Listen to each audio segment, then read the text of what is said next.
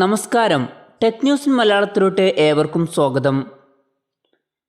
കേന്ദ്ര ഗവൺമെന്റിന്റെ COVID-19 tracking ആപ്ലിക്കേഷനായ ആരോഗ്യ സേതു 13 ദിവസം കൊണ്ട് 5 കോടി ഡൗൺലോഡ്സ് പിന്നിട്ടിരിക്കുകയാണ്. പിന്നെ ആരോഗ്യ സേതു ആപ്ലിക്കേഷന്റെ അപ്ഗ്രേഡിങ്ങിന് വേണ്ടിയിട്ട് പ്രൈം മിനിസ്റ്റേഴ്സ് ഓഫീസ് ഒരു കമ്മിറ്റി രൂപീകരിച്ചിരിക്കുകയാണ്. ഐഫോണിൽ വാട്സപ്പിന്റെ ബീറ്റ വെർഷനിൽ പുതിയൊരു അപ്ഡേറ്റ് വന്നിരിക്കുകയാണ്. ഇതിൽ കണ്ടക്സ്റ്റ് മെനു എന്നുള്ള ഫീച്ചർ ചാറ്റിലോട്ട് ആഡ് ചെയ്തിട്ടുണ്ട്. പിന്നെ ഷെയർ ഷീറ്റ് ഇൻ്റഗ്രേഷൻ എന്നുള്ള ഫീച്ചർ ഒഴിവാക്കിയിട്ടുമുണ്ട്.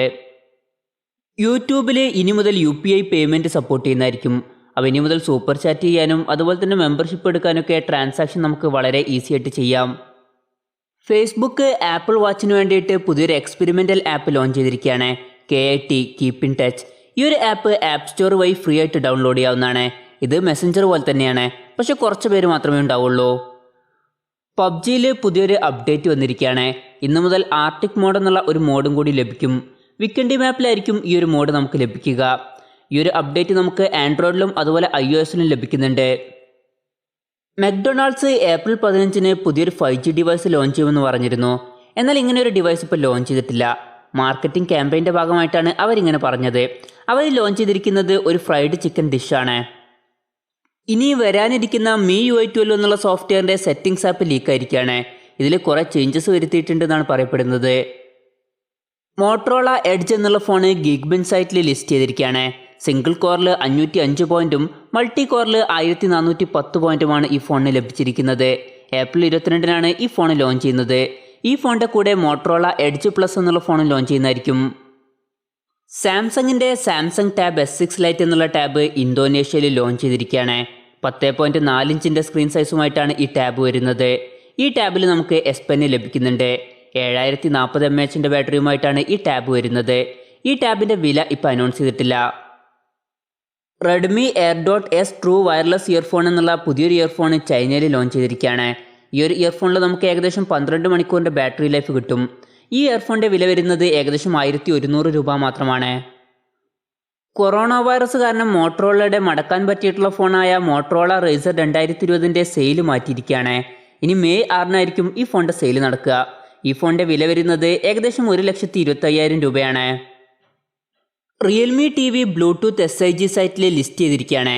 ഇതിൽ 2 വെർഷൻസാണ് കാണിക്കുന്നത്. 43 ഇഞ്ചുമായിട്ട് വരുന്ന ഒരു വെർഷനും 32 ഇഞ്ചുമായിട്ട് വരുന്ന മറ്റൊരു വെർഷനും. Honor 30 സീരീസ് ചൈനയിൽ ലോഞ്ച് ചെയ്തിരിക്കുകയാണ്. Honor 30 സീരീസിൽ 3 ഫോണുകളാണ് വരുന്നത്. Honor 30, Honor 30 Pro, പിന്നെ Honor 30 Pro Plus. Honor 30-ൽ നമുക്ക് Kirin 985 എന്നുള്ള പ്രോസസ്സറാണ് ലഭിക്കുന്നത്. ഈ ഫോണിൻ്റെ പിന്നിൽ ക്വാഡ് ക്യാമറ സെറ്റപ്പ് വരുന്നുണ്ട്. Honor 30 Proയിലും അതുപോലെ Honor 30 Pro Plusലും നമുക്ക് Kirin 990 എന്നുള്ള പ്രോസസ്സർ ലഭിക്കുന്നുണ്ട്. അതുപോലെ ഈ 2 ഫോണുകളുടെയും പിന്നിൽ നമുക്ക് ഒരു ട്രിപ്പിൾ ക്യാമറ സെറ്റപ്പാണ് ലഭിക്കുന്നത്. പിന്നെ DxO മാർക്കിൽ ക്യാമറയുടെ കാര്യത്തിൽ Honor 30 Pro Plus എന്നുള്ള ഫോണിന് 125 പോയിൻ്റാണ് ലഭിച്ചിരിക്കുന്നത്. അതായത് ഈ ഫോൺ ഇപ്പോൾ 2ാം സ്ഥാനത്താണ് വരുന്നത്. പിന്നെ Honor 30യുടെ വില വരുന്നത് ഏകദേശം 32,000 രൂപയും Honor 30 Proയുടെ വില വരുന്നത് ഏകദേശം 43,000 രൂപയും പിന്നെ Honor 30 Pro Plusൻ്റെ വില വരുന്നത് ഏകദേശം 54,000 രൂപയുമാണ്. പോക്കോയുടെ പുതിയൊരു ഫോണ് IMEയിൽ ലിസ്റ്റ് ചെയ്തിരിക്കുകയാണ്. പോക്കോ F2 എന്നാണ് പേര് കൊടുത്തിരിക്കുന്നത്. പോക്കോ F2 എന്ന ഫോൺ വരുമെന്നുള്ള കാര്യം കൺഫേം ആയിരിക്കുകയാണ്. Realme X3 സൂപ്പർ സൂം എന്നുള്ള ഫോണ് IMDA സർട്ടിഫിക്കേഷനിൽ ലിസ്റ്റ് ചെയ്തിരിക്കുകയാണ്. മുമ്പും ഈ ഫോണ് പല സർട്ടിഫിക്കേഷൻ സൈറ്റിലും ലിസ്റ്റ് ചെയ്തിരുന്നു. iPhone SE 2020 എന്ന ഫോൺ ലോഞ്ച് ചെയ്തിരിക്കുകയാണ്. 4.7 ഇഞ്ചിൻ്റെ സ്ക്രീൻ സൈസുമായിട്ടാണ് ഈ ഫോൺ വരുന്നത്.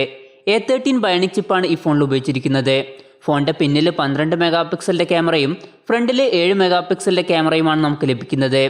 ഈ ഫോണിൻ്റെ 64GB ഇൻറ്റേർണൽ വെർഷൻ്റെ വില വരുന്നത് 42,500 രൂപയാണ്. ബാക്കി വെർഷൻസിൻ്റെ വില ഇപ്പോൾ അനൗൺസ് ചെയ്തിട്ടില്ല. പിന്നെ ഈ ഫോൺ US ലോഞ്ച് ചെയ്തിരിക്കുന്നത് $399.